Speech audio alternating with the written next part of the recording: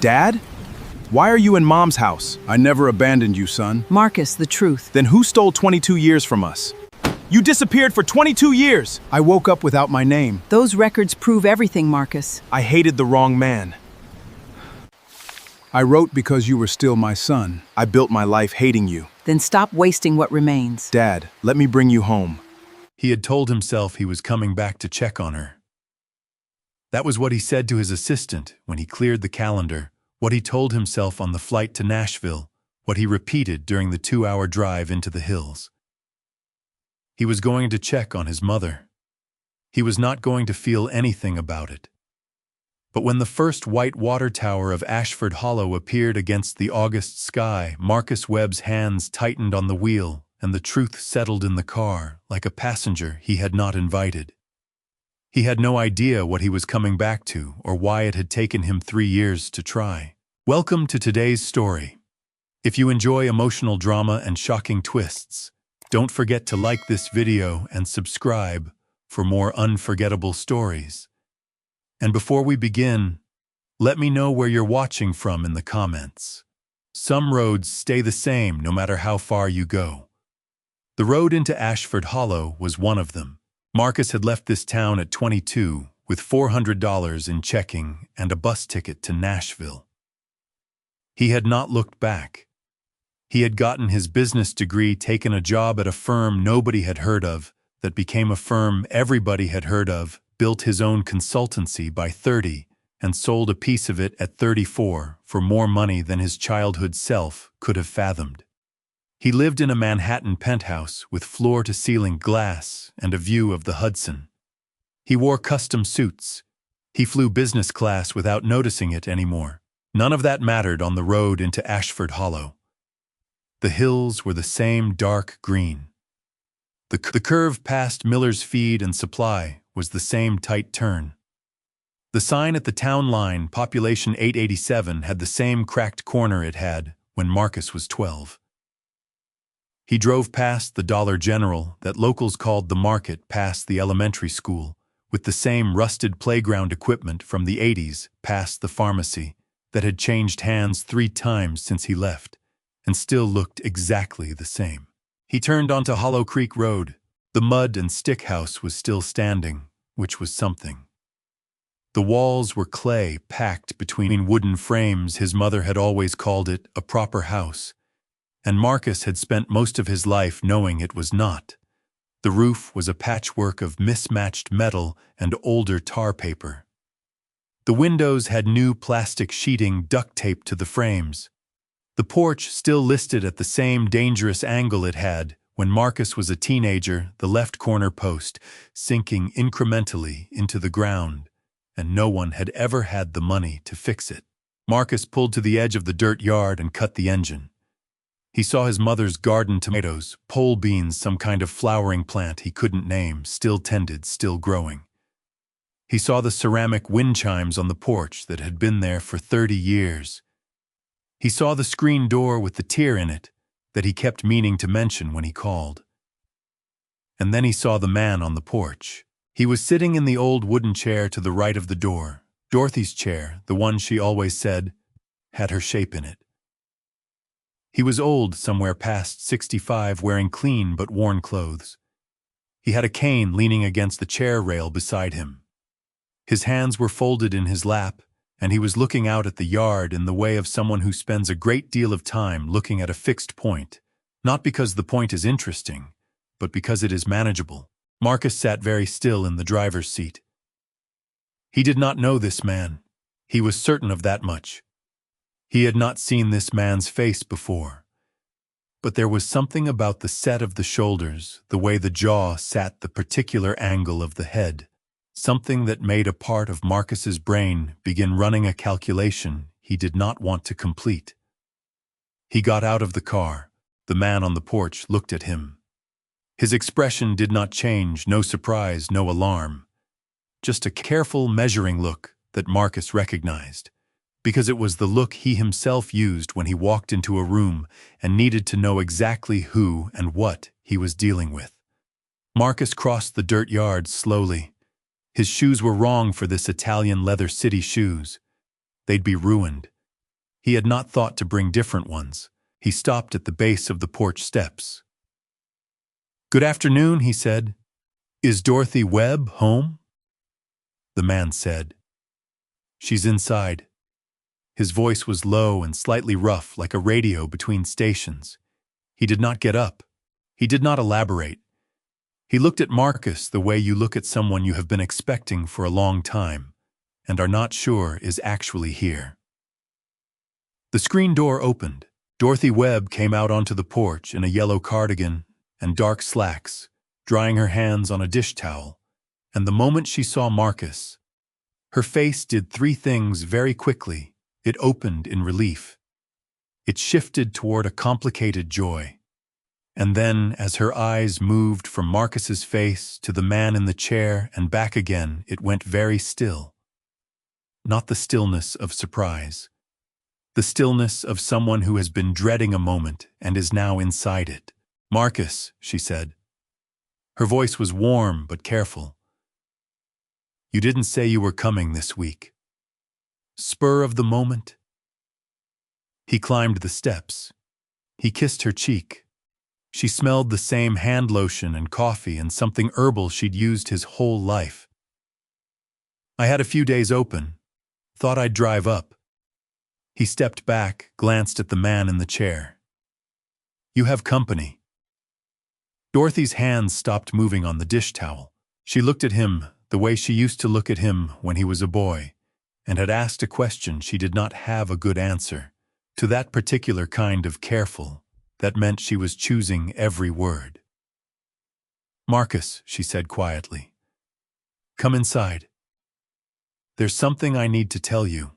The inside of the mud house was smaller than Marcus remembered, or maybe it was just that he had grown accustomed to rooms with high ceilings and space to move. The main room held the old couch, a side table stacked with magazines and medication bottles, a floor lamp with a shade that had yellowed over years. The kitchen off the back was exactly as it had always been, the same cracked linoleum, the same cabinets that didn't close, flush the same window above the sink that looked out at the back garden. What was new were the buckets. 3 of them positioned under specific points in the ceiling with the careful deliberateness of someone who had mapped exactly where the roof leaked. A portable oxygen concentrator sat plugged in beside the old armchair, its tubing looped over the armrest. On the kitchen counter, 3 prescription bottles stood in a row. Marcus did not comment on any of it. He sat down at the kitchen table. Dorothy put coffee in front of him and sat across from him, and for a moment neither of them spoke. Through the screen door, he could see the man still sitting in the chair on the porch, looking out at the yard. "Who is he?" Marcus asked. Dorothy wrapped both hands around her own coffee mug. She was 66 years old, and she looked it not badly, but honestly. The lines around her eyes had deepened. Her hair was white now where it had been gray when he last saw her. Her hands, Marcus noticed, had the swollen knuckle joints of arthritis that had been progressing for years. "I need you to listen before you respond," she said. "Dorothy." "Marcus, listen first." He pressed his lips together. "Fine," she said. "His name is Raymond Webb." The name landed in the kitchen the way a stone lands in still water, one moment of contact, and then rings spreading outward. Marcus heard it. He processed the syllables. He watched his mother's face as she said it, and what he saw there confirmed what some part of him had begun calculating in the yard. He did not speak. "He's your father," Dorothy said. "He came back 18 months ago." Marcus pushed back from the table. He stood up and walked to the screen door and looked out at the man on the porch. Raymond Webb, 70 years old, sitting in Dorothy's chair with his cane leaning against the railing, looking out at the yard, not looking back at Marcus, as though he already knew Marcus was there and understood that the next move was not his to make. Marcus opened the screen door and stepped out onto the porch. Raymond turned his head.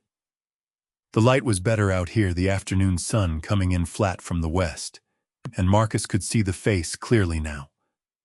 The jaw, the forehead, the eyes dark, patient, measuring. The same assessment he had used in the kitchen, the same that Marcus used in boardrooms.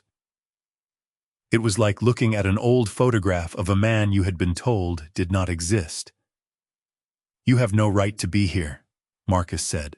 Raymond did not flinch. He held Marcus's gaze without aggression or apology. "I know that," he said. "This is her house, her property. I know that too. Then why are you sitting in her chair on her porch?"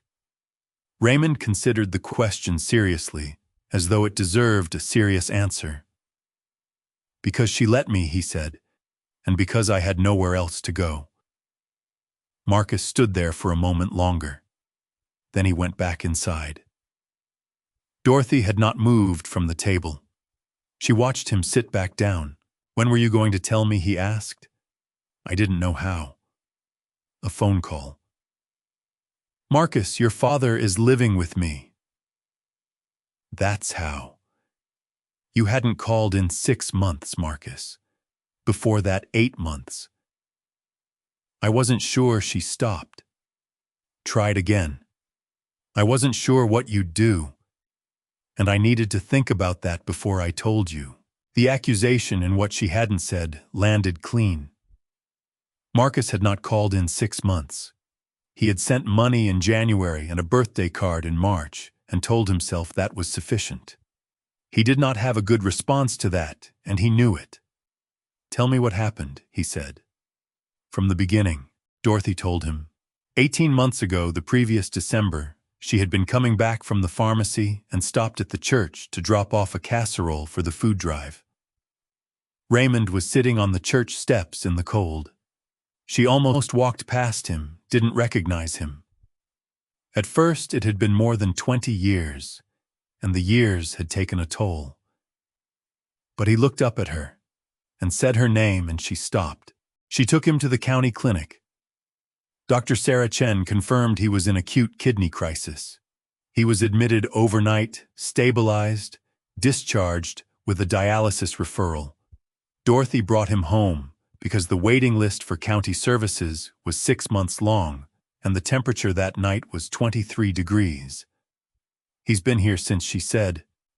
"You've been paying for his treatment, the clinic fees and co-pays, his medications." She said it plainly, without drama. "I had some money from Aunt Vera's estate. About $8,000. I've been using it.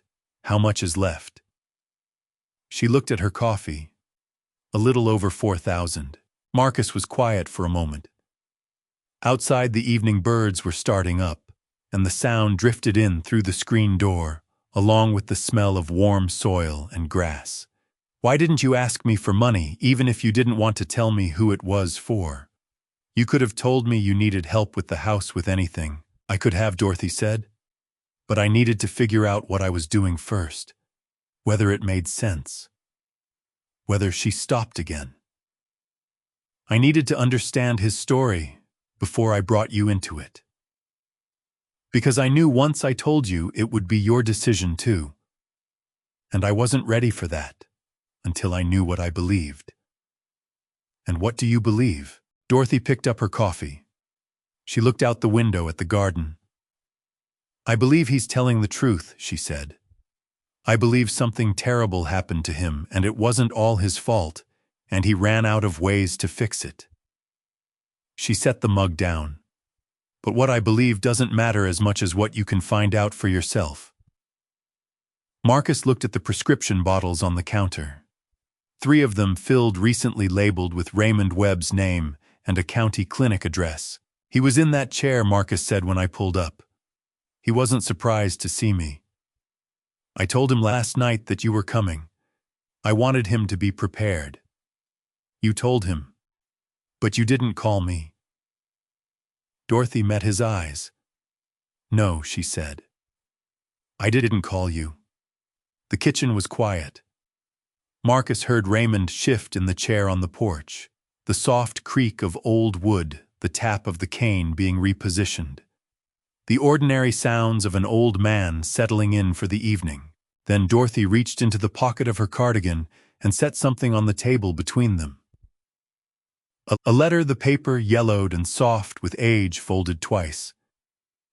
The handwriting on the front was in faded blue ink, Dorothy. One word. "I found this in his coat pocket the night I brought him inside," she said. "He didn't know I had it. I've read it 3 times. I think you need to read it too."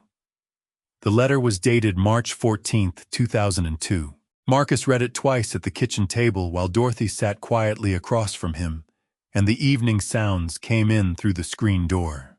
Raymond's handwriting was careful, practiced the handwriting of a man who had not written many letters but understood the weight of this one. He wrote that he had taken a job with a company called Heartland Freight Solutions, long haul, trucking a route that ran Missouri to Colorado and back. He would be gone 4 to 6 months. He knew the timing was hard. He knew things between them had been difficult. But the pay was solid, better than anything in Ashford Hollow, and he was going to send the first paycheck as soon as it cleared, and then every paycheck after that. He was sorry for the hard year. He loved them both. He was going to make it right. The letter was not the writing of a man who had decided to leave.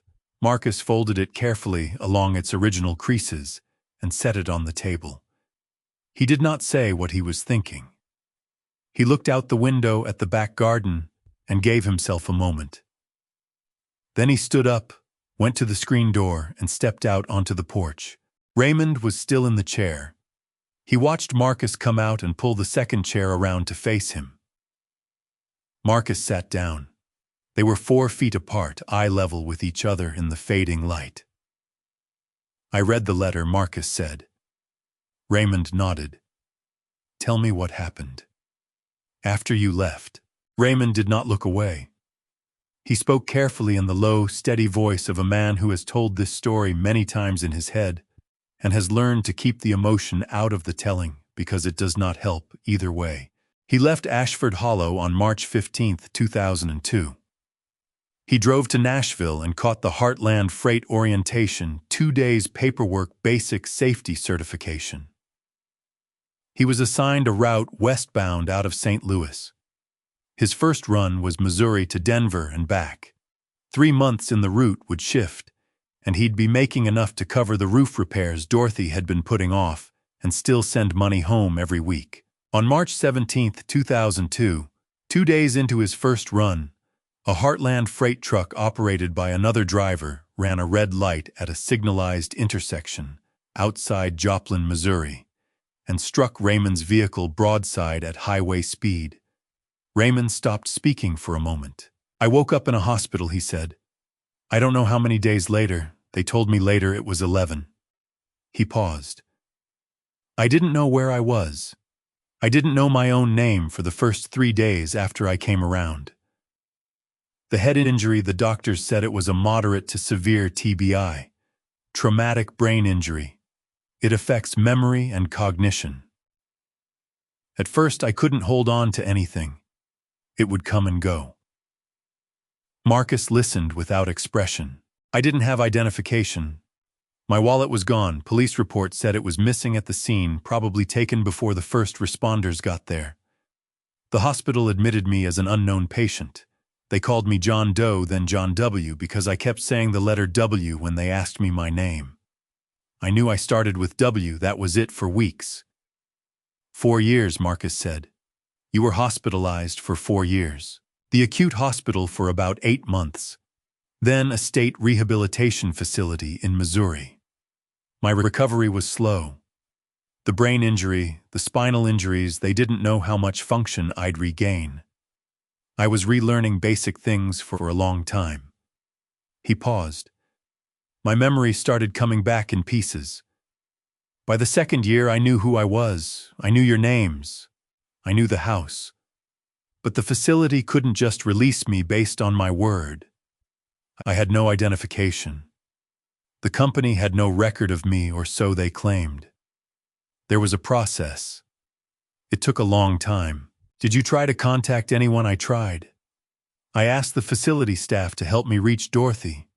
But I didn't have a phone number. We never had a home phone when I was there, just a neighbor's number I'd been using, and I couldn't remember it exactly. By the time I could think clearly enough to work through the process properly, it had been more than 2 years. Marcus was quiet. He looked at his own hands on the arms of the chair. The wood was rough paint, mostly worn away, the same chairs that had been on this porch since he was a child. "You could have tried harder," he said. Not an accusation exactly. A factual statement. Raymond met it directly. "Yes," he said. "I could have. There were things I could have done differently. I tell myself that. But at 2 years in, I also thought your mother is a strong woman. She managed before me. She was probably managing without me. And by the time I could actually fight for my identity, it was 2006, 2007. You were in college. I didn't know how to come back to that. So you didn't. I tried in 2010. I sent Dorothy a letter to the house address. It came back." He looked at his hands. "I sent another in 2014. Same result." I didn't know she'd moved. Marcus absorbed that. The returned letters were a specific kind of loss, the kind where the effort was real and the result was nothing, and you never knew whether the silence was rejection or logistics. He stood up. "I'm going to need some time," he said. Raymond nodded as though he had expected that too. Marcus went down the porch steps and across the yard to his rental car. He sat in the driver's seat with the door open and the evening air moving through. The hills beyond the property were going dark, the first stars appearing above the tree line. He pulled out his phone. No service, he'd lost it when he turned onto Hollow Creek Road. He would need to drive back toward town. He started the car. Through the windshield he could see the porch. Dorothy had come out and was standing beside Raymond's chair, one hand resting on the back of it. Neither of them was looking at the car. They were looking at the hills, the same direction, in the particular quiet of two people who have gotten used to each other's presence. Marcus pulled out of the yard and drove back toward Ashford Hollow. He found a signal at the edge of town, parked in the lot outside the Dollar General, and called David Ellison. David picked up on the second ring. "Marcus, thought you were taking a few days off. I need you to research a trucking company," Marcus said. "Heartland Freight Solutions, Missouri 2002. I need you to find out if there was a workplace accident involving an employee named Raymond Webb. And I need you to find anything you can about Raymond Webb injury claims, workers' compensation, identity records, anything." David was quiet for a moment. "This personal, yes. I'll make it priority. Give me 24 hours. Marcus hung up and sat in the parking lot.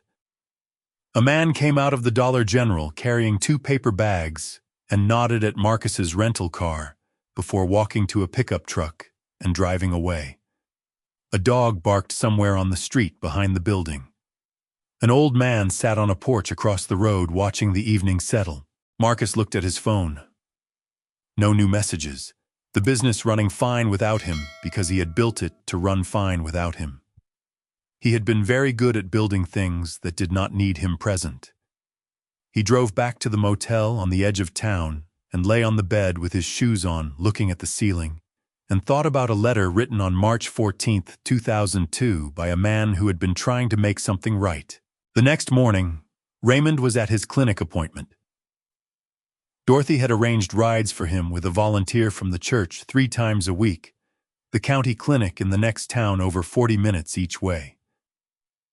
She'd been managing that schedule for 18 months without a car of her own. Marcus came back to the house at 8:30.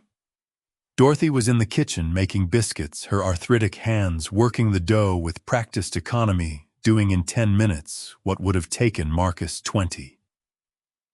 He poured himself coffee and sat at the table and watched her work and thought about all the mornings he had not been here.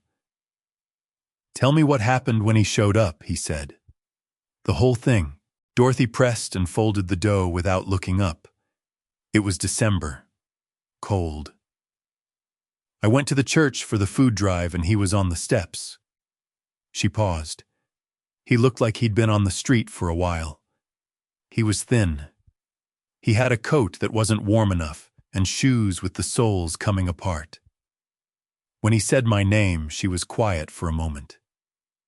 I almost ran. I want you to know that. My first instinct was to walk away. But you didn't. I didn't. She cut the biscuits and arranged them on the pan. I called James Harlow to help me get him to the car. James has a truck.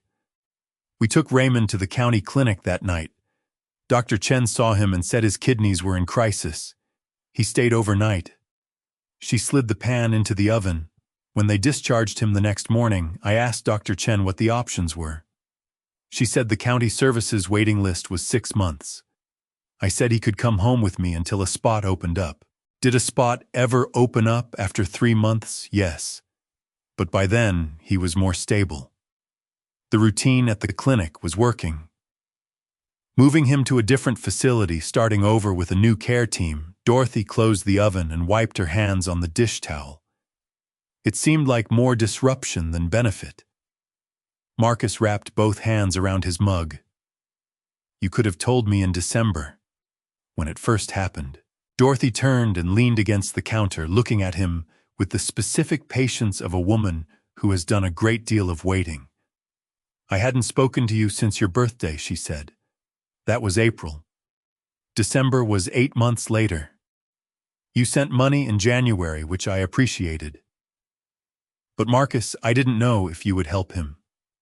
And I couldn't ask you to help him if there was a chance you'd refuse. That refusal would have damaged something between us that I wasn't willing to risk. You should have let me make that choice. Maybe. She crossed her arms lightly. But I had to protect him. And I had to protect what we had, you and me. Even when what we had wasn't very much. The oven ticked. The bird sounds came in through the window. Marcus looked at the medication bottles on the counter again, 3 of them, a 4th he hadn't noticed before, smaller, tucked behind the others. How much has this cost you? He asked. Dorothy was quiet for a moment. Then she told him the clinic co-pays, which varied but averaged about $200 a month. The medications, which ran another $150. The incidentals, the extra food, the utility increase from running the oxygen concentrator, the occasional taxi when the church volunteer wasn't available. She'd been spending roughly $400 a month, sometimes more. 18 months, Marcus said. Just over. She pulled a kitchen chair and sat down. I started with about $8,000. What I have left is a little over $4,000. Marcus did the arithmetic quickly. She had spent nearly half her emergency savings keeping a man she had every reason to turn away, alive and in treatment. He didn't say that. There was a knock at the front door. Dorothy called, "Come in," and James Harlow came through from the main room into the kitchen. A broad-shouldered man of 60, dark gray hair, work-worn hands, the kind of face that looked like it had spent most of its life outdoors. He nodded at Marcus. Heard you were in town. He poured himself coffee from the pot without asking, the ease of a man who had been welcome in this kitchen for years. James Harlow. I live across the road. I know who you are, Marcus said. He shook James's hand. You helped her bring him in from the church. I did. James sat down in the 3rd chair. He looked at Marcus with the direct assessment of a man with no stake in being polite.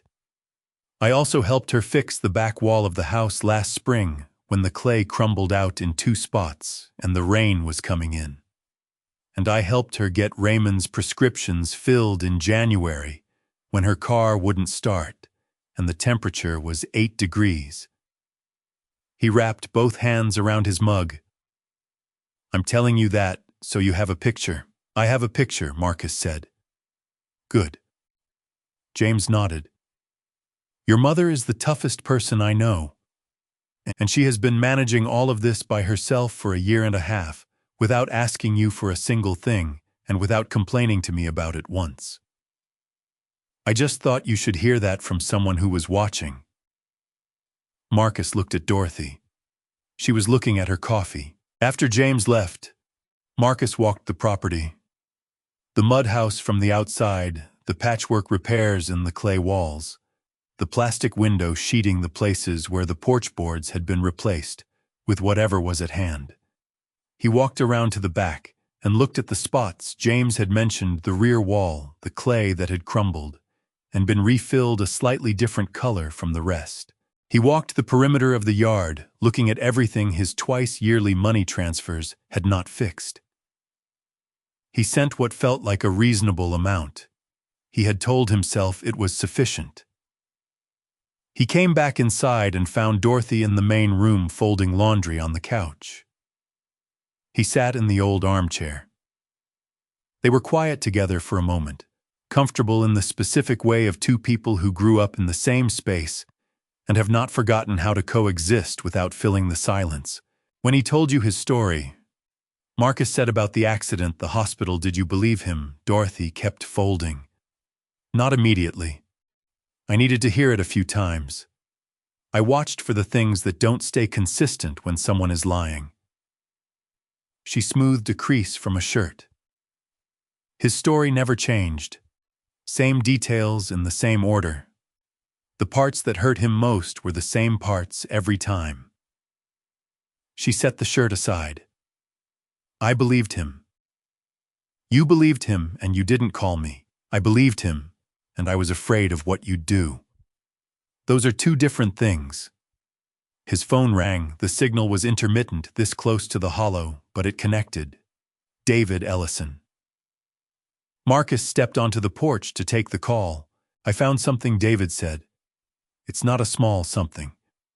There's a workers' compensation claim from 2003 in Missouri filed under the name Raymond Webb against a company called Heartland Freight Solutions. The claim was for catastrophic workplace injury. It was dismissed in 2004. A pause. It was dismissed because the claimant couldn't be located to testify. Marcus stood very still on the porch. The company filed a voluntary resignation form for Raymond Webb. David continued. According to their records, he resigned effective March 17, 2002. Same day as the alleged accident. Another pause. Marcus, the timing is either the biggest coincidence I've ever seen, or this is exactly what it looks like. Marcus looked out at the yard, at the hills beyond. Get the accident report, he said. Whatever you need to do. Get it. That evening, Marcus drove to the house after Raymond had returned from dialysis and was resting. He knocked instead of letting himself in. Dorothy opened the door and stepped back to make room. Raymond was in the armchair with a light blanket over his legs and a glass of water on the side table. He looked pale from the treatment dialysis Marcus had read the night before in the motel filtered your blood artificially because the kidneys could not do it themselves, and it left most patients exhausted for hours afterward. Marcus sat on the couch across from him. He showed Raymond what David had found: the workers' compensation claim, the dismissal record, the voluntary resignation document. He slid the papers across the coffee table. Raymond looked at them for a long time. He looked at the voluntary resignation form the longest. They filed it the same day, he said. Not a question. March 17, 2002, Marcus said. Same day as the accident. Raymond set the papers down. I know, he said. I found out in 2006 when I tried to file an appeal through a legal aid attorney. He found the resignation document and told me the company had already closed the record. He paused. The attorney said I could fight it, but without documentation of the accident, the police report, my hospital records, it would take years and money I didn't have. I was still trying to get my own identity legally restored. I couldn't fight that battle and this one at the same time. What about the accident report from the police? Raymond was quiet for a moment. The attorney said it had been sealed. The company filed a commercial dispute claiming the accident involved proprietary route information. It got filed with the court, and the report was restricted from public access. It was 2006. It was pre-internet in any practical sense for small towns in Missouri. My attorney dropped the case after 6 months because I couldn't afford to continue. A sealed accident report, Marcus said. Can those be unsealed with the right petition? And a reason the court accepts. Marcus thought about what David had said on the phone. He thought about the voluntary resignation form dated the same day as a catastrophic accident. He thought about a man spending 4 years in a rehabilitation facility, unable to prove who he was, while the company that put him there filed paperwork saying he had quit voluntarily. I have a lawyer working on it, Marcus said. He's filing a petition to unseal. Raymond looked at him. Something in his expression shifted, not quite surprise, but something adjacent to it. You're doing that. I'm doing that. Raymond was quiet for a moment. Then he said, why? Marcus considered the question. Because if you're telling the truth, then there's documentation that proves it. And if there's documentation, I want to see it. And if I'm not telling the truth, then the documentation will show me that too. Raymond nodded slowly. He looked down at the papers on the coffee table. I spent 6 years trying to get those records. I had no money and no access. He looked up at Marcus.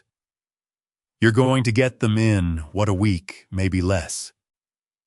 Marcus said it without arrogance, as a fact. I can pay for it. That's the difference. Raymond absorbed that. He reached down beside the armchair with the care of a man whose movements were still deliberate from the dialysis fatigue, and pulled out a worn canvas bag.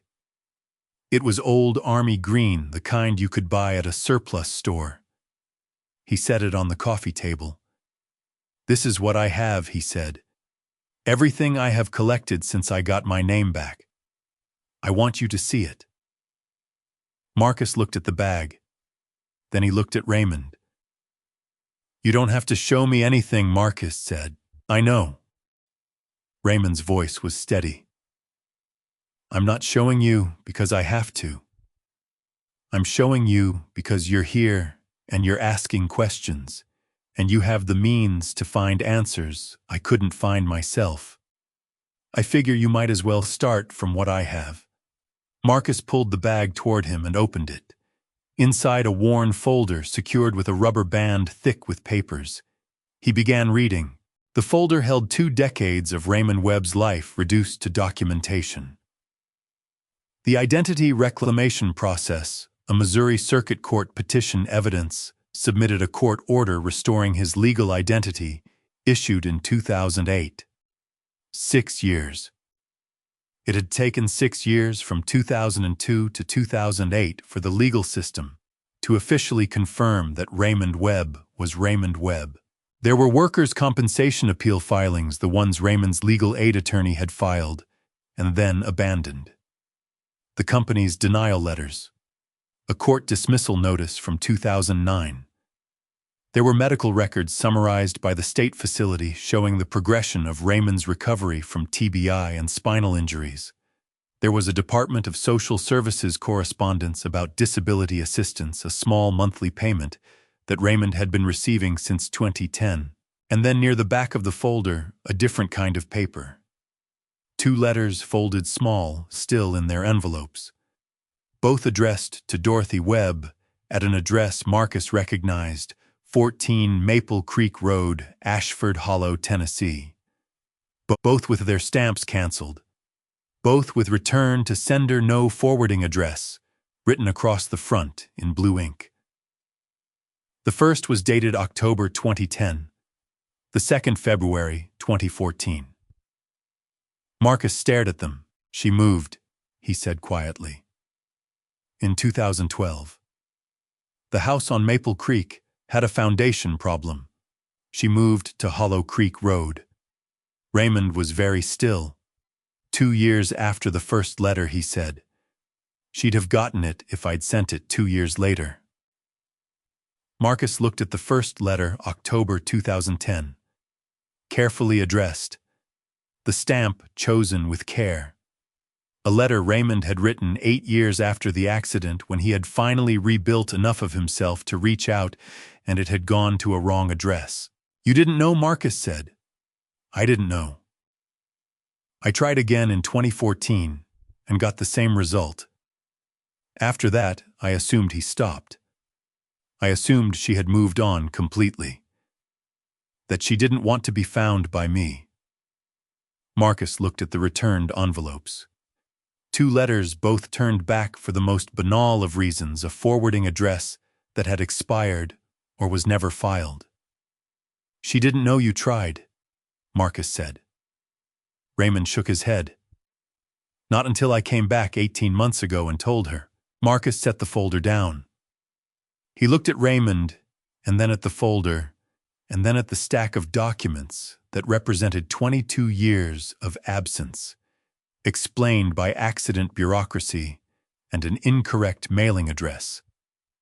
He did not yet know what he felt. It was too large and too complicated for a single word. He gathered the papers carefully and put them back in the folder and the folder back in the bag. He set the bag on the coffee table between them. "I'll let you know what the lawyer finds," he said. Raymond nodded. "Take the folder," he said. "I want you to have everything I have. You're the one who can do something with it." Marcus picked up the bag. At the door, he turned back. Dorothy was in the kitchen doorway watching. He looked at her for a moment. She had believed Raymond's story before there was any documentation. She had read the folder, heard the account, and made her decision. Whatever Marcus was only beginning to process, his mother had already worked through alone over 18 months in this mud house while keeping Raymond alive on $4,000 and conviction. He walked out to the car. On the drive back to the motel, he thought about 2 letters going to a wrong address, and how much a family can lose to the kind of mistake that nobody planned. Marcus called his assistant in New York and told her he would be out of the office for an additional week. He did not explain why. She was accustomed to him disappearing into project work without explanation, and the business would manage. He had spent years building systems that did not require his physical presence to function. He moved through Ashford Hollow for the next 2 days with the particular attention of a man cataloging something. He walked the main street in the morning and had breakfast at the diner, same counter, same spinning stools, same coffee that tasted like 1985. He saw people he vaguely recognized, who vaguely recognized him, and they nodded at each other in the way of people who share a geographical origin, but not much else. He went to the house each afternoon. Raymond was at dialysis every other day, Monday, Wednesday, Friday, and on the days he was home, Marcus would find him on the porch or in the armchair, and they would sit together in the tentative way of 2 men learning how to be in the same room without the structure of an argument to organize around. The conversations were careful and accumulating. Raymond asked about Marcus's work. What kind of consulting? What industries? Marcus found himself explaining it in more detail than he had explained to anyone. In a while, the way the business operated, the kinds of problems clients brought him, the particular satisfaction of seeing a company's operations realign around a cleaner logic. Raymond listened with genuine attention, asking occasional questions that showed he was tracking the shape of it. "You always were good at seeing how things fit together," Raymond said on the second day. Marcus looked at him. How would you know that Raymond was quiet for a moment? From before, when you were small. He said it simply without leaning on it. You used to take things apart just to see how they worked. Clocks, old radios. You'd put them back together and most of the time they'd still run. Marcus had no particular response to that. He did not remember Raymond being present for those years in any way that felt real, though clearly something had been registered. "I left when you were 14, Raymond said as though he could read the gap in Marcus's memory. "You were old enough that it marked you, I know that." "Yes," Marcus said. It did. Raymond nodded. He did not pursue it further. On the second afternoon, James Harlow came by. He and Marcus ended up in the backyard, while Dorothy was inside and Raymond was resting. James showed Marcus the work he'd done on the clay wall the previous spring, a section about 4 feet wide that had crumbled in a wet winter. The water getting into the straw, fill, and softening it until the whole section pulled loose. I mixed new clay and patched it, James said. But the real problem is the frame behind it. The wood is rotting. You patch clay over rotting wood, it's only going to come apart again. Marcus looked at the wall. The repair was visible, slightly different color, slightly different texture than the surrounding clay. The whole house is like that. The whole house is like that. James put his hands in his jacket pockets. I fixed what I could. But you'd need a real contractor and real money to do it properly. Or tear it down and build something new. Has she asked about that? No. James's voice was level. She doesn't ask about things she doesn't think are possible. He looked at the wall. She's been managing that property on Social Security and whatever you send, and she hasn't complained about it once in 12 years. Same as she hasn't complained about what she's been spending on Raymond. You were against it when she brought him in. James considered that. I was worried about her, he said carefully. I wasn't sure the story was real. I thought he might be, I don't know, someone taking advantage, someone who knew she was alone. He paused. But I watched them together that first winter. He was sick. He wasn't running a con. And she wasn't naive about it. She watched him like a hawk for months before she trusted him. Your mother is a lot of things. Soft isn't one of them. Marcus thought about the folder of documents, the identity papers, the returned letters, the workers' comp filings that went nowhere because the man filing them couldn't be located. Do you think he's telling the truth? Marcus asked. James was quiet for a moment. I think the way he talks about what happened the flat way without self-pity, that's not how a man talks if he's making it up. Made-up stories have more emotion. They need to convince you. He doesn't seem to be trying to convince anyone of anything. He paused. I also think your mother spent $4,000 on a man she had every right to hate. Think on that. That evening, sitting alone on the porch, after Dorothy and Raymond had gone inside, Marcus looked at the mud house in the dark. The clay walls, the mismatched patches, the gaps where light had been showing through before Dorothy stuffed them with rags to keep the drafts out. The plastic sheeting on the windows reflecting the moon. He had grown up inside those walls. He had spent 30 years being ashamed of them. He had told himself the shame was about poverty, about what the walls represented not having enough being less than. He had built himself up in opposition to this place, and the opposition had become his engine, and the engine had taken him very far. Standing here now, he thought about what the walls actually represented. 4 decades of Dorothy Webb maintaining something that should have been condemned years ago because it was the only thing she had. And she was not the kind of woman who abandoned what she had.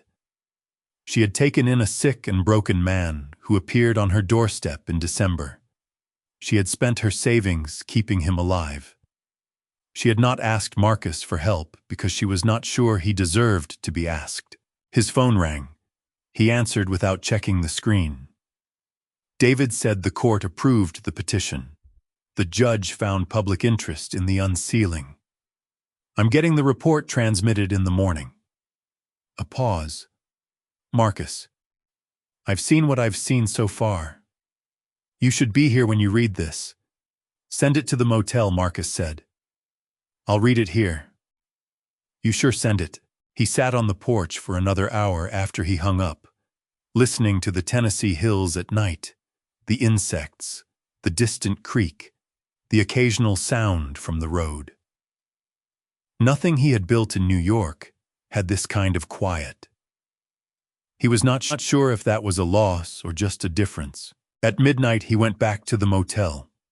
He left the light on and lay on top of the covers and looked at the ceiling and thought about a voluntary resignation form filed the same afternoon as a catastrophic accident and what that meant about the kind of world a person builds their life inside of without ever knowing.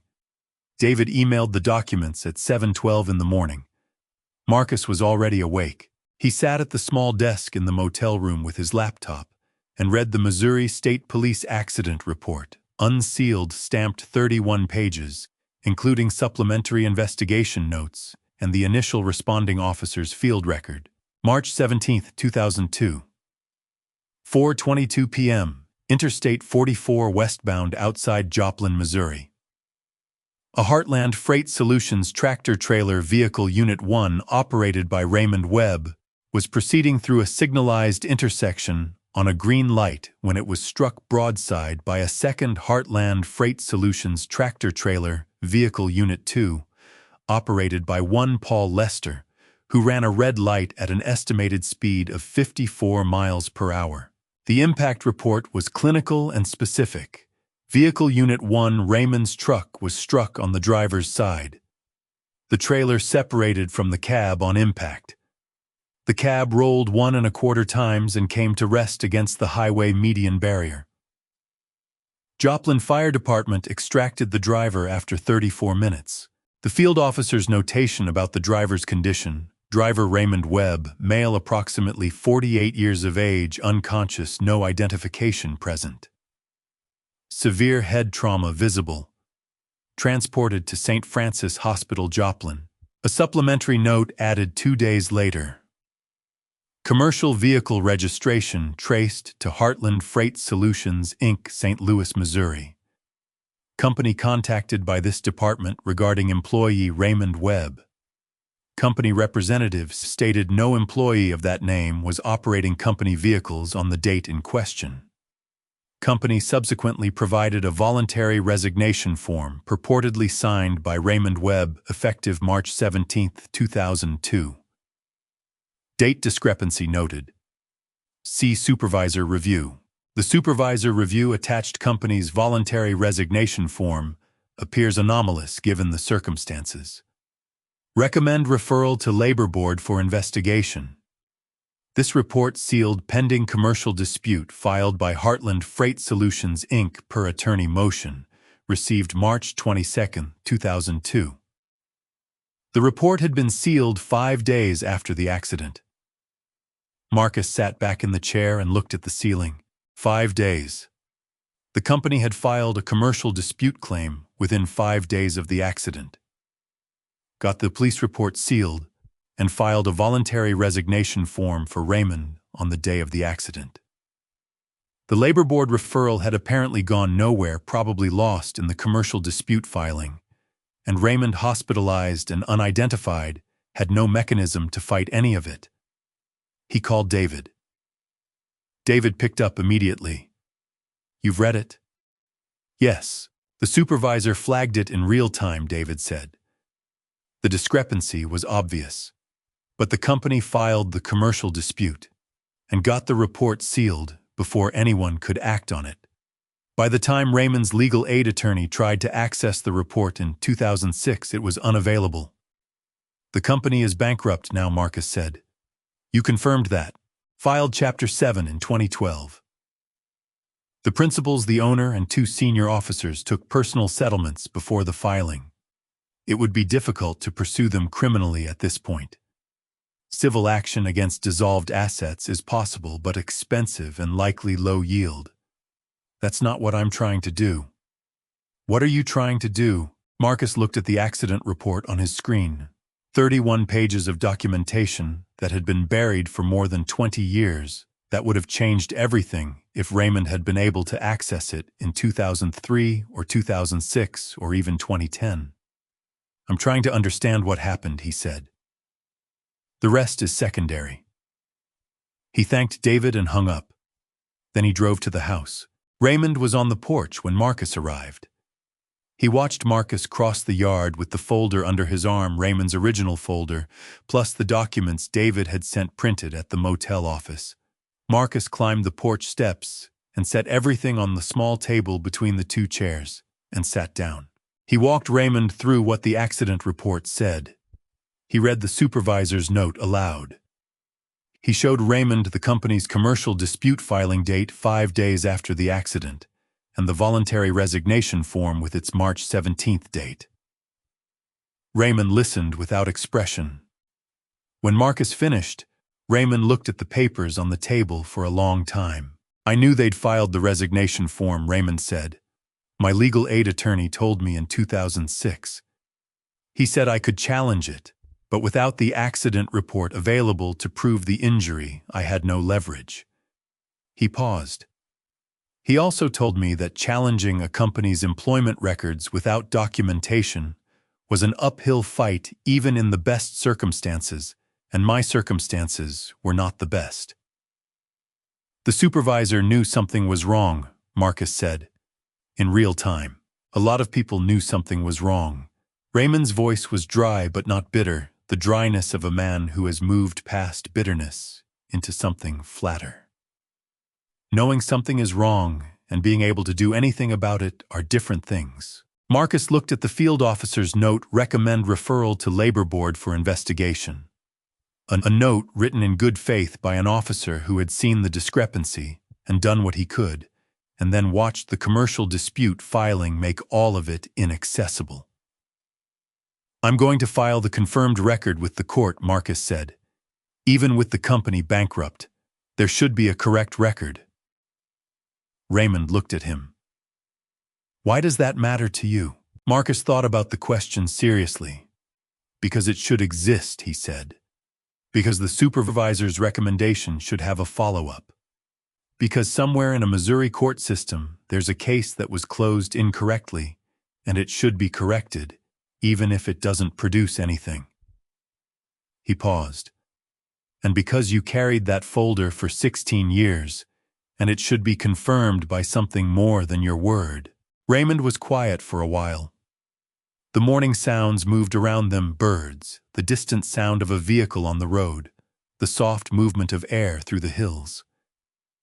"Your mother said you were stubborn," Raymond said finally. "She's said that my whole life. She means it as a compliment." Raymond looked out at the yard. She always did. Dorothy came out with 2 mugs of coffee and set them on the table without comment. She went back inside. The screen door swung shut behind her. Marcus wrapped his hands around his mug and felt the warmth of it. They sat on the porch together for a while, father and son, in the particular quiet of people who do not yet know how to be what they are to each other, but are for the moment willing to stay in the same place and try. That afternoon, Marcus drove to the county clinic. It was a modest building on the edge of the next town, over a converted medical suite in a strip mall that had at some point been a pharmacy. The waiting room held 8 plastic chairs, a television mounted in the corner, showing a daytime program on mute, and a small table with a stack of magazines that were several months old. 3 other patients were waiting when Marcus arrived. He gave his name to the receptionist, said he was Raymond Webb's son, and asked to speak with Dr. Chen. He waited 20 minutes. Then a small, precise woman in her early 40s came out and shook his hand and took him back to her office, which was a converted storage room with a desk wedged between 2 filing cabinets and a single window that looked out at the parking lot. "Thank you for making time," Marcus said. "Of course." Dr. Chen sat down, opened a folder on her desk. "Raymond has been my patient for about 15 months. He started here before that with our volunteer care program, but I took over his regular care when he enrolled in our dialysis schedule." She looked up. "I understand you've just learned about him." "A few days ago, yes." She nodded, unsurprised. "He mentioned it might happen eventually. He mentioned me to you. He talked about his family sometimes. Not in detail. He mentioned he had a son who had built a successful business. She said it without inflection, neither approving nor reproachful. He seemed proud of that. Marcus sat with that for a moment and said nothing. Dr. Chen laid out the medical situation clearly and without softening. Raymond had stage 4 or chronic kidney disease, almost certainly a consequence of the internal injuries from the 2002 accident. The lacerated spleen and the blunt force trauma to his abdominal area had caused long-term scarring and reduced function that had been compensating adequately for years until it couldn't. He had been in kidney failure for 3 years. He had been managing on dialysis at the county clinic for the past 15 months. The county clinic does what it can, Dr. Chen said. We have 2 dialysis machines. They're functional but aging. Raymond's treatment 3 times a week takes about 4 hours per session here. At a proper nephrology center, newer equipment can accomplish the same filtration in 3 hours and with better outcomes, fewer post-session complications, better fluid balance, longer-term cardiac protection. She folded her hands on the desk. He should be at Vanderbilt's nephrology program in Nashville. They have a strong dialysis unit, and they're running a clinical trial on a treatment protocol that may slow the progression in patients with his injury profile. What's the cost? She named it approximately $8,500 per month for ongoing dialysis at a proper center, specialist supervision, and medications adjusted for the higher quality treatment protocol. The county clinic's fees subsidized had been running about $200 a month in co-pays. Without the transfer, Marcus said. What's the timeline? Dr. Chen was quiet for a moment. At his current rate of decline with our equipment and resources, 6 to 12 months before his condition becomes critical. Possibly longer if we're lucky. But we are at the ceiling of what we can offer him here. Marcus nodded. He looked at the window at the parking lot at his rental car sitting under a strip of afternoon shade. He's been managing it well, Dr. Chen said. He doesn't complain. He shows up for every appointment. He follows the dietary restrictions. She paused. His compliance is actually exceptional given how difficult the protocol is. A slight pause. Your mother drives him here and back 3 times a week. She doesn't have a car. She arranges rides, sometimes from the church volunteer program. Twice I know of she paid for a taxi because the volunteers weren't available. Dr. Chen said this without editorializing. She's been very resourceful. Marcus thanked her and drove back to Ashford Hollow. Dorothy was sitting at the kitchen table when he came in. She had a cup of tea and an old issue of a magazine she wasn't really reading. She looked up when he came through the door. You talked to Dr. Chen, she said. Yes, she set down the magazine. She told you what he needs. She told me. Marcus sat across from her. $4,100, he said. That's what you have left. Dorothy did not deny it or explain it. She simply said, Yes, Dorothy. His voice was quiet. Why didn't you call me not about Raymond, even setting Raymond aside? If you needed money for any reason, why didn't you call me? She looked at him with the specific patient expression that he had been receiving from her since childhood, the expression that meant she was about to say something true that he might not want to hear. Because you were doing something important, she said, and I didn't want to be the weight you were already working not to carry. Marcus opened his mouth and closed it. I know that's not. She stopped. Started again. I know you don't see it that way.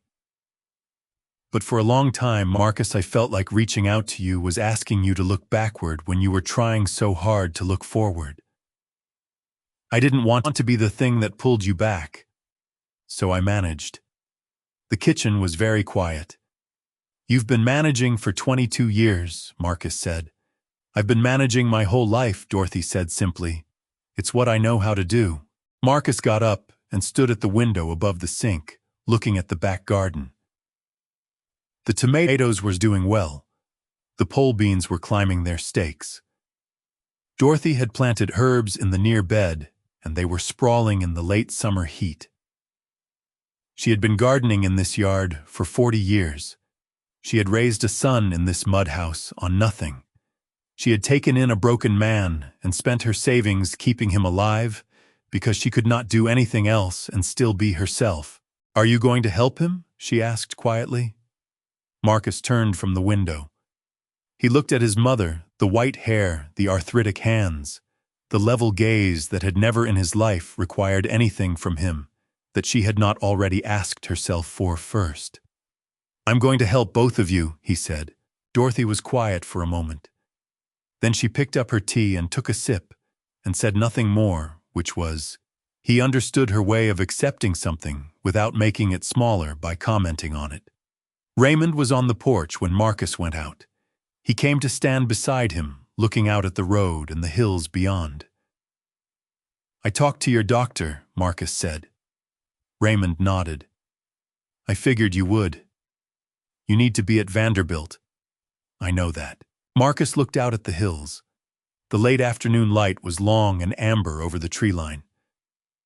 "If I pay for the transfer," he said, "if I arrange the housing and the treatment costs, will you let me? No argument about what you do or don't deserve. Will you just let me try?" Raymond was still for a moment. He looked out at the road, at the hills, at the place he had spent 60 years calling home. Then he said, "Yes, just that. One word." Marcus looked at him for a moment, and then looked back at the hills. "Good," he said. They stood there together as the light changed over Ashford Hollow. The next morning, Marcus sat at the table with a legal pad and a phone and began making calls. He called Vanderbilt University Medical Center's nephrology department. He was transferred twice and then reached a patient services coordinator named Karen, who was precise and efficient, and told him that yes, they could accept a new dialysis patient with a referral from the current care provider, and that she would need Dr. Chen's records and Raymond's current treatment documentation. The evaluation appointment could be in 10 days.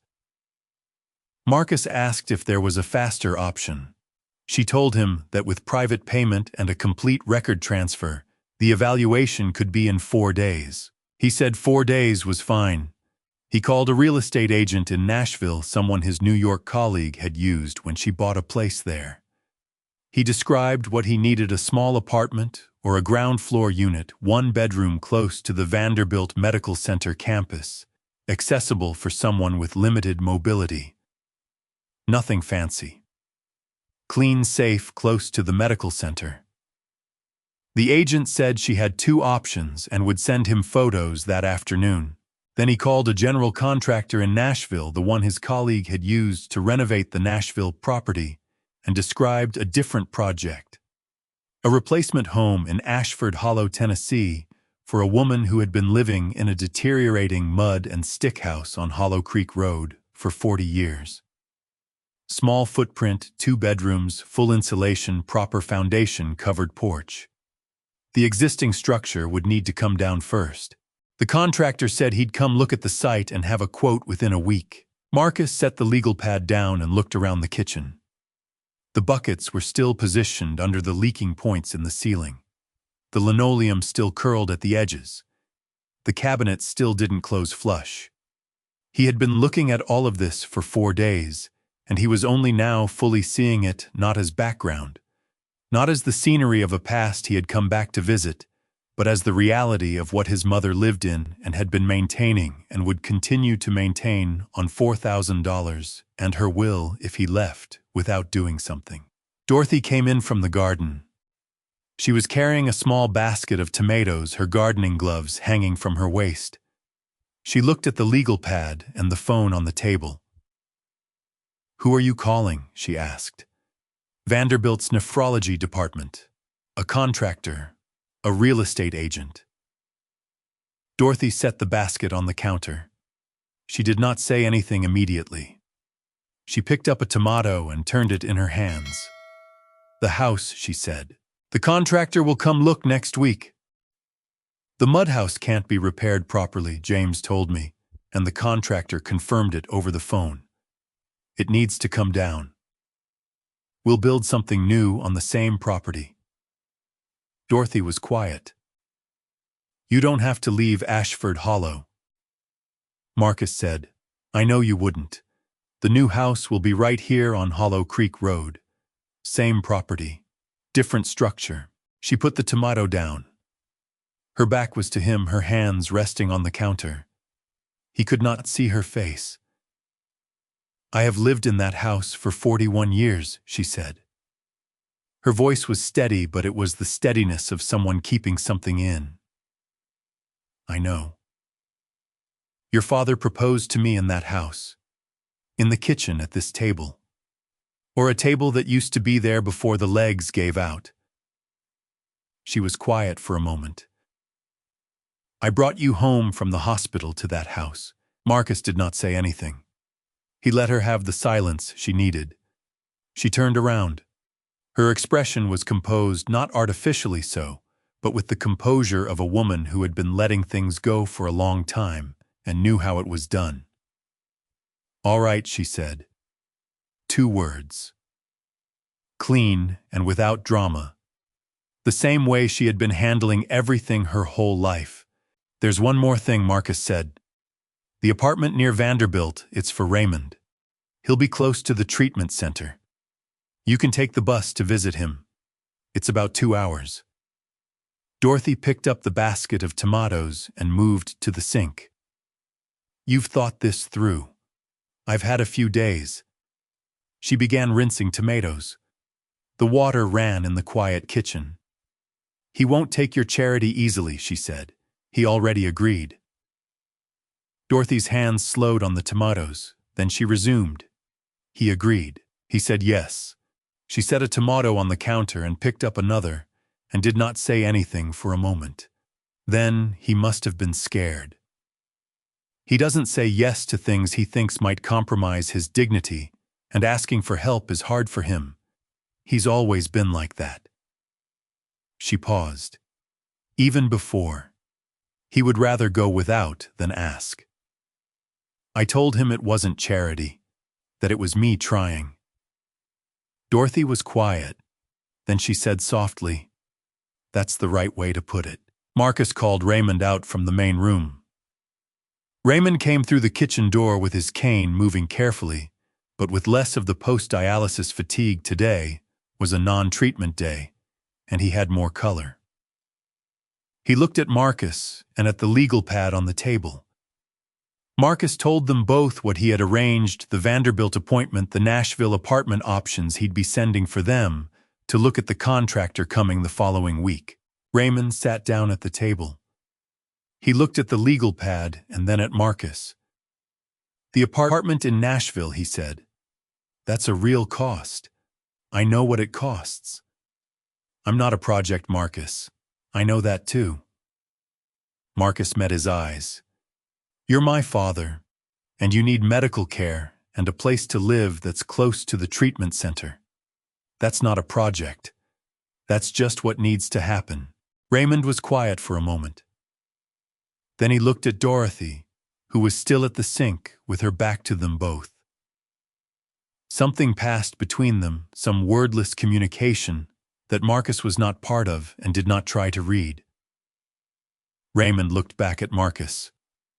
Okay, he said. Okay. That evening, after Raymond had gone to rest, and Marcus and Dorothy were sitting on the porch with the last of the evening light fading, Marcus said, You believed him when he came back, before any documentation, before I got involved. Yes, Dorothy said. How she thought about it. The wind moved through the leaves above the porch. The ceramic wind chimes touched each other softly. He sat in my kitchen that first night, she said, after James helped us get him settled, and he told me what had happened to him. The whole thing. The accident, the hospital, the years trying to get his name back. And he cried. She paused. Not for himself. He cried because he'd lost us. Because he'd lost time with you. She was quiet. A man doesn't cry like that for a story he made up. Marcus looked at the mud house walls in the evening light. The clay and straw, the patches and repairs, the whole structure, holding together by loyalty and habit. He left me a mark, Marcus said, on the doorframe inside. March 14, 2002, his initials. I found it yesterday. Dorothy turned to look at him. He was there the day before he left, Marcus said. He came to say goodbye and nobody knew. Dorothy looked at the screen door for a moment. Then she said quietly, I didn't know that. No, Marcus said. Neither did I. They sat in the gathering dark, and for a while neither of them spoke, and that was enough. Marcus stayed in Ashford Hollow for 3 weeks. It was not what he had planned. He had come to check on his mother for a few days, and he had ended up staying through the demolition of the mud house and the beginning of the new foundation. His office managed without him. The business managed without him. He had designed it to manage without him, and he was only now noticing that he had done this because he had never planned to stay anywhere long enough to be needed. He drove Raymond to the Vanderbilt appointment on a Tuesday. They left at 6 in the morning, Raymond moving carefully down the porch steps, with his cane getting into the passenger seat, with the deliberate care of someone who is accustomed to managing a body that does not always cooperate. The 2-hour drive to Nashville was mostly quiet. Marcus put the radio on low. Raymond looked out the passenger window at the hills going past the landscape, shifting from hollows and ridges to the broader valleys of Middle Tennessee. Somewhere past Murfreesboro, Raymond said, I used to drive this road. Marcus glanced at him. Before the trucking job, before that too, when I was younger, I drove everything. I liked it. He was quiet for a moment. I liked the feeling of going somewhere, having a direction. Marcus thought about a 22-year-old man loading up a truck and heading toward Nashville with $400 and a direction. He did not say this. He said, the route you were driving in 2002, was it your first long-haul run? My second. I'd done a shorter one, St. Louis to Kansas City, the month before, just getting comfortable with the truck. He watched the highway. I liked that too. The big vehicle, the long road. I thought it might be something I could do for a few years, save up, come back, and start something here. He paused. That was the plan. Marcus had a plan too, Marcus thought. He had planned to go to Nashville and come back successful and show his mother that he had made it out. What he had actually done was kept going until home was barely a GPS coordinate. The Vanderbilt nephrology team was excellent. The evaluating physician, a specialist Marcus's age, with a calm, direct manner, reviewed Raymond's records with obvious thoroughness and met with both of them for an hour. He confirmed Dr. Chen's assessment, stage 4 chronic kidney disease with a trajectory that would reach crisis without intervention. He was direct about the clinical trial Marcus had read about. Raymond's injury profile was a reasonable match for eligibility. There was no guarantee, but the early data on the protocol was encouraging. Your father is tough, the physician told Marcus in the hallway, while Raymond was with the nurse. His compliance with the treatment protocol has been exceptional, given what he's been working with. That works in his favor. He doesn't complain, Marcus said. No, he doesn't. The physician paused. He told me he spent 4 years in a hospital facility not being heard. He said after that, he decided he was going to be the kind of patient who made it easy for his doctors to help him. A pause. I thought you should know that. The transfer was arranged for the following Monday. Marcus used the week to finalize the Nashville apartment, a ground-floor unit 2 blocks from the medical center, clean and bright, with a small kitchen and a covered parking space, and to be present for the contractor's assessment of the mud house property. The contractor walked the structure for 20 minutes and came back shaking his head. The foundation was inadequate. The framing was rotted through the clay walls were structurally compromised in 3 sections. He could demo it in a day.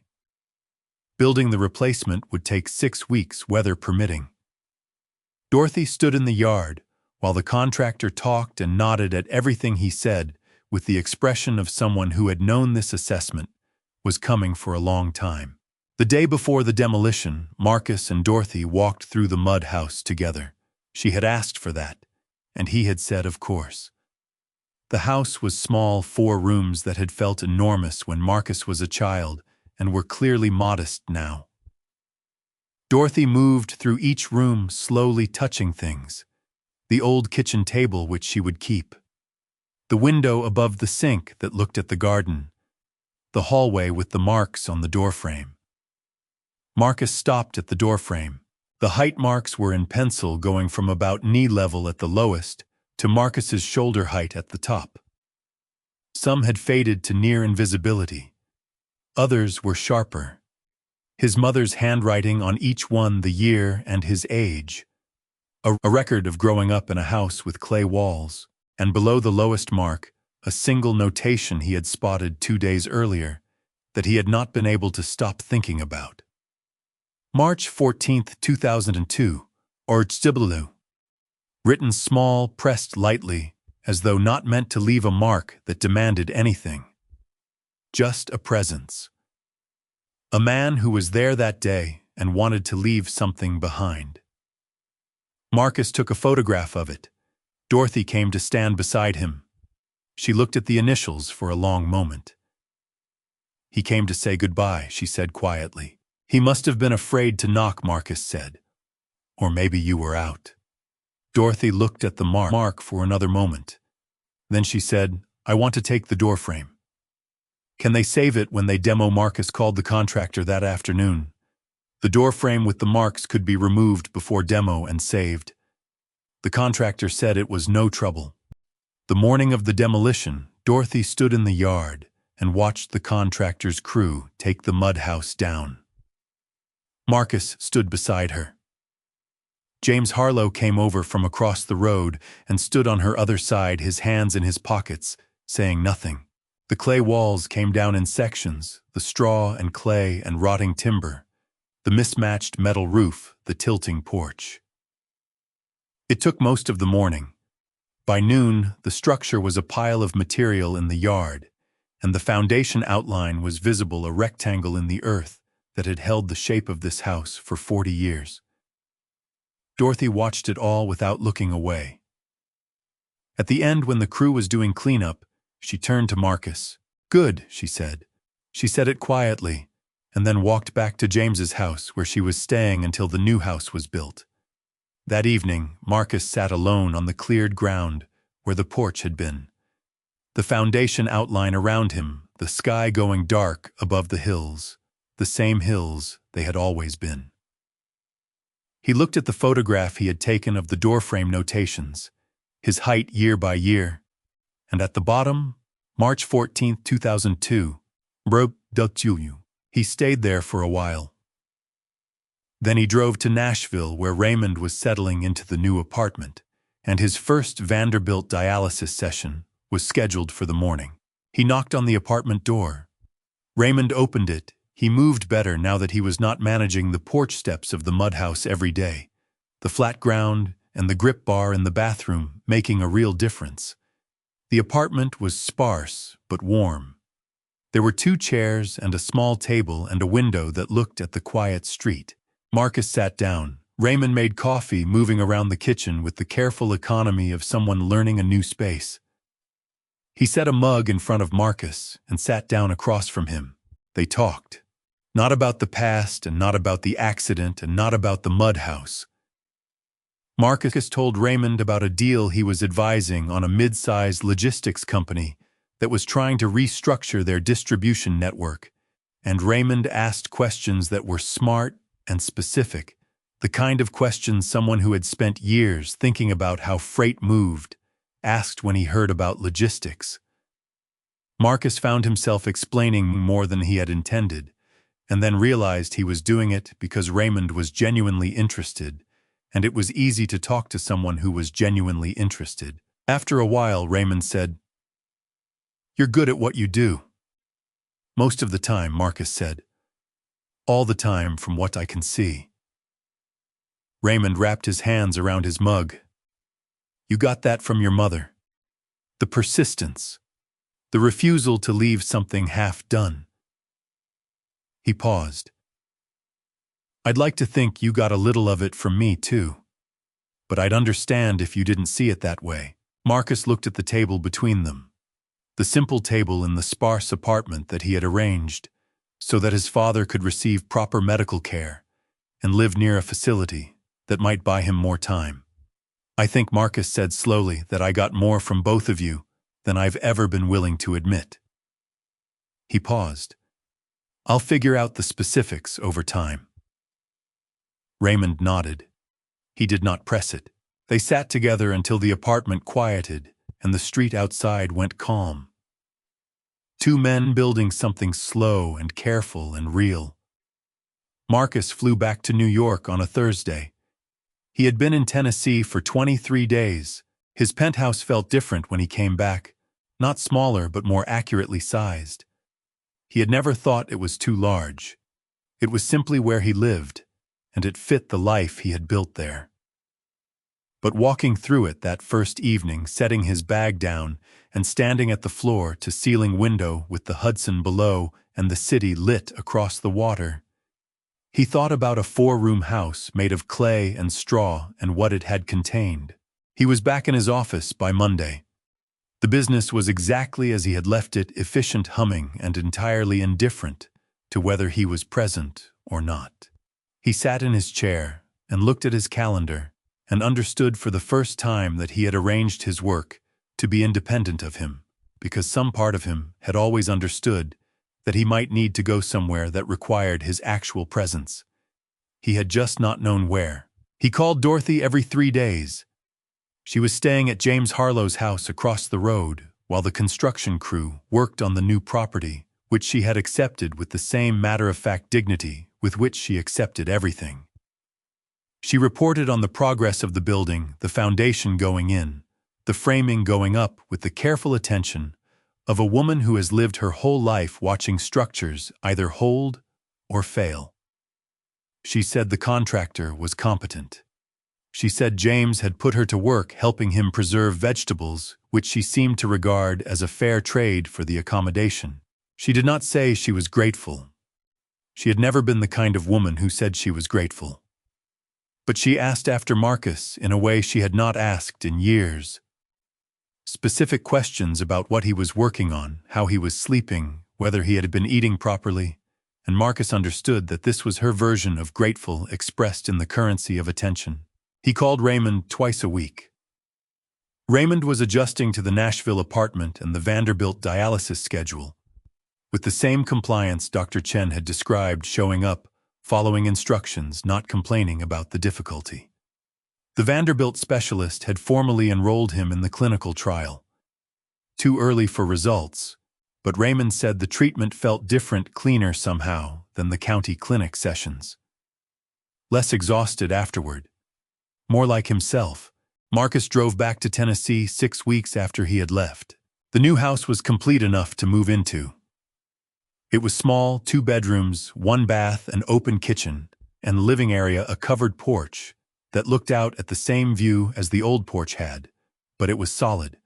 Proper foundation, insulated walls, a roof that would not need plastic sheeting to make it through the winter. The contractor had saved the doorframe with the height marks as Marcus had asked, and reinstalled it at the entrance to the main hallway of the new house. Dorothy moved her things in the day after Marcus arrived. James Harlow and his adult nephew helped carry boxes.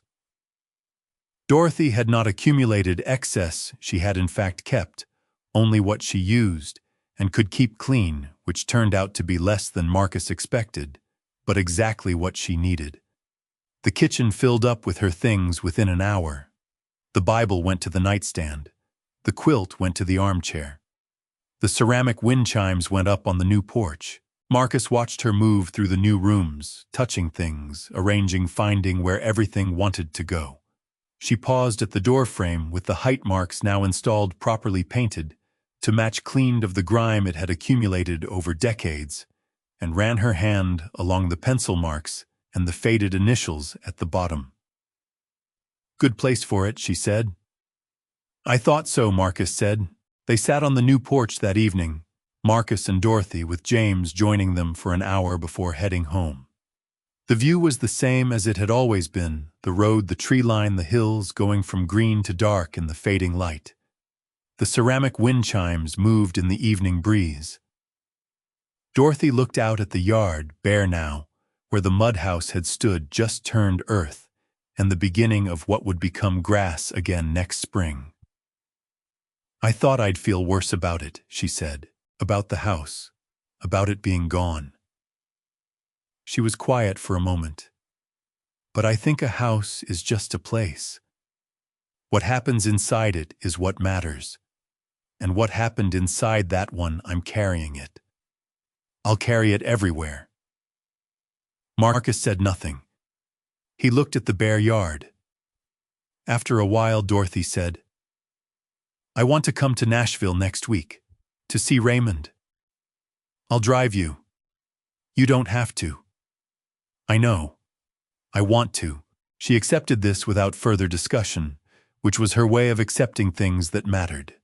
Marcus drove to Nashville the next morning to visit Raymond before flying back to New York. Raymond was looking better, the Vanderbilt sessions were working. The specialist was cautiously optimistic about the trial protocol, and the increased energy was visible. He moved more easily in the apartment. He had put a small plant on the windowsill and arranged a few books on the kitchen counter. They had lunch together at a diner 2 blocks from the apartment, the kind of diner Marcus had not been in for years, with laminated menus and coffee poured, without asking, and a counter where the regulars sat. Raymond ordered eggs and toast and coffee and ate with the appetite of someone whose nausea had recently improved. Marcus ordered the same. They talked about Raymond's upcoming appointment. They talked about the clinical trial. They talked about a book Raymond was reading, History of the American Trucking Industry, which Marcus suspected was Raymond's way of reconnecting with the years of his life that the accident had taken. At the end of the meal, Raymond set down his coffee and looked at Marcus. "I need to say something," he said. Marcus waited. "I know I didn't earn this. The apartment, the treatment, you coming back the way you have. I know that." Raymond's voice was steady. "I'm not going to insult you by pretending I did something right that led here. I didn't. Things happened to me that weren't my fault, but the years I lost with you, I could have fought harder to get back. I'll carry that." He paused. "What I'm trying to say is thank you, and I'm sorry. Both things, at the same time." Marcus looked at his coffee cup. Then he looked at Raymond. "You don't have to apologize and thank me in the same breath," he said. "Just be here. Show up to your appointments. Call me on Sundays." He paused. "That's what I need." Raymond was quiet for a moment. Then he nodded. "I can do that." "Good." Marcus picked up his coffee. "Then we'll figure out the rest as we go." They paid the bill and walked back to the apartment together in the morning sun, 2 men on a Nashville sidewalk, moving at the pace of a man with a cane, taking their time with it. 6 months later, Marcus drove back to Ashford Hollow for Dorothy's 67th birthday. He rented a standard sedan in Nashville. Nothing conspicuous, nothing that would make the neighbors look twice. He drove through the hills with the radio on the morning light coming off the tree line, and thought about the last time he had made this drive. The man he had been then, the careful suit. The plan he'd carried without knowing it was a plan, felt distant and specific at once. Like a younger version of himself he could see clearly now, because he was no longer inside it. He pulled onto Hollow Creek Road and parked in front of the new house. It looked like it had been there forever, which he took as a sign that the contractor had done his job right. Small, solid, well settled.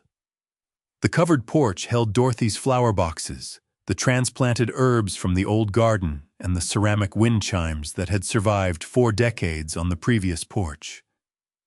The yard was coming in green where the construction footprint had been bare earth 6 months ago. Dorothy had planted bulbs in the fall along the front edge, and they had come up in a line of yellow and white. She opened the door before he reached the porch. "You're early," she said. "Left at 5. Come in." She stepped back to make room. Coffee's on. Inside was warm and smelled like coffee, and something in the oven. Dorothy's things had settled into every corner of the new house, the way water finds its level completely without effort. The quilt was on the armchair. The Bible was on the nightstand in the bedroom he could see through the open door. The kitchen counter held her canisters and her cutting board, and the old ceramic coffee mug she had used since Marcus could remember.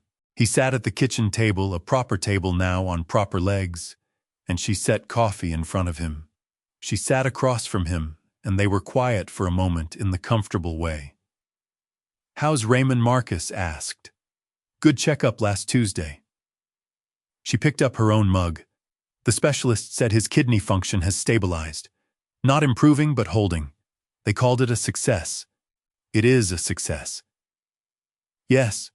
She nodded. "I think so too." She paused. "He called me Thursday. We talked for an hour." Marcus looked at her. "You and Raymond talk on the phone." "We do now. We have for about 3 months." She said it without self-consciousness, as though this were simply a fact of the current arrangement. "He's in a new place. He has a lot of time. I have a lot of time. We talk." She picked up her coffee. "He tells me about the clinical trial, about what the doctors are saying. I tell him about the garden and what James is up to.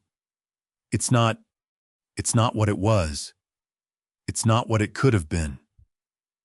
But it's something." Marcus thought about Dorothy and Raymond talking on the phone for an hour on a Thursday in their 60s and 70s, finding their way back to some version of themselves that could coexist. He did not say anything about it. He just noted it and let it settle. After breakfast, Marcus drove to Nashville to see Raymond. Raymond was at the door when Marcus knocked. He had started texting when Marcus was 30 minutes out, which had required teaching him to text, which had required a full afternoon of patient instruction, but had worked. He was dressed neatly, his apartment clean, the small plant on the windowsill bigger than the last time Marcus had seen it. They had lunch at the same diner. Raymond ordered eggs again. Marcus ordered the same. The regulars at the counter were the same ones as last time, and one of them recognized Raymond and nodded at him, and Raymond nodded back with the ease of someone who had become part of the neighborhood. Raymond's 4th dialysis session of the week was that afternoon, and Marcus drove him to the medical center and waited in the lobby with a coffee and his laptop doing actual work while Raymond was in treatment. When Raymond came out 2 hours later, he was tired but functional. The Vanderbilt sessions had gotten easier to recover from the shorter duration, and better equipment making a real difference. They sat in the lobby for a while before Marcus drove him back. "Dr. Hartley wants to do a full panel next month," Raymond said. "Check the progression rate under the trial protocol." He looked at his hands. "He says if the numbers keep holding, I might qualify for the next phase, which could buy more time." "That's good. It might be good. I'm not counting on it." He paused. "I've learned not to count on things, but I'm not hoping either." Marcus looked at him. There was something in the way Raymond sat, the careful uprightness, the specific kind of dignity of a man who had been through a great deal and had decided to face what came next without apology or complaint, that Marcus recognized. He had seen it in Dorothy his whole life and had always thought of it as her particular quality, the thing that was specific to her. He was only now seeing where it had come from, or at least one of the places. On the drive back to Ashford Hollow that evening, Marcus stopped at the county clinic and left an envelope with the receptionist, a donation to Dr. Chen's fund. The first installment of what he had set up as an annual contribution to help the clinic expand their dialysis capacity. Dr. Chen had told him it would allow them to serve 2 additional patients per week. It was not a grand gesture. It was just something that could help, and he had the means to do it, and Dr. Chen would use it well. He got back to Dorothy's house at 7. She had made a proper birthday dinner, fried chicken and mashed potatoes and the pole bean salad she made every summer, and James Harlow came over, and the 4 of them ate at the kitchen table with the light on, and the evening settling in outside. After dinner, James went home. Dorothy sat in the armchair with her tea. Marcus sat on the new porch with a coffee and looked out at the road and the hills beyond, the same hills he had been looking at his whole life. He thought about who he had been when he first drove down Hollow Creek Road 6 months ago. The business suit, the rental car, the plan he hadn't examined carefully enough. He thought about the man on the porch who had turned out not to be a stranger. He thought about a folder of worn papers and 2 letters that went to a wrong address, and a mark on a door frame that said March 14, 2002. He thought about his mother spending $4,000 she could not replace on a man she had every reason to turn away because she could not be herself and do anything less. He thought about what it meant to build a life against a wound, and what it meant when the wound turned out to be different from what you had always believed. Not false, the poverty had been real, the absence had been real, the years of managing alone had been real, but incomplete. There was more to the story, and the more did not undo the rest of it, but it changed the shape of everything. He had left Ashford Hollow at 22 with the feeling that he was escaping something. Now he understood he had been carrying it with him the whole time. The question was what to do with that going forward. He did not have a complete answer. He suspected he was not supposed to have one yet. Dorothy came to the door. "You want more coffee? I'm fine." She stood there for a moment, then came out and sat in the second chair. The wind chimes moved softly above them. The road was empty, and the hills were going dark, and the first stars were coming out above the tree line. She put her hand on his arm briefly, lightly, the way she used to when he was very small, and something had frightened him in the night, the touch that said, "I'm here," without requiring anything in return. He let her. He sat on the porch of his mother's new house in Ashford Hollow, Tennessee, with his father's voice still in his ear from the afternoon's conversation, and the evening coming in over the hills, and something that was not yet peace but was close enough to rest in. He would come back next month, and the month after. The distance was not nothing, but it was manageable, and manageable was enough to start with. If you've ever found your way back to someone you'd been away from too long, or if you're still looking for the road, share what that feels like in the comments. And if stories about family truth and the long road home speak to you, subscribe. There are more where this one came from.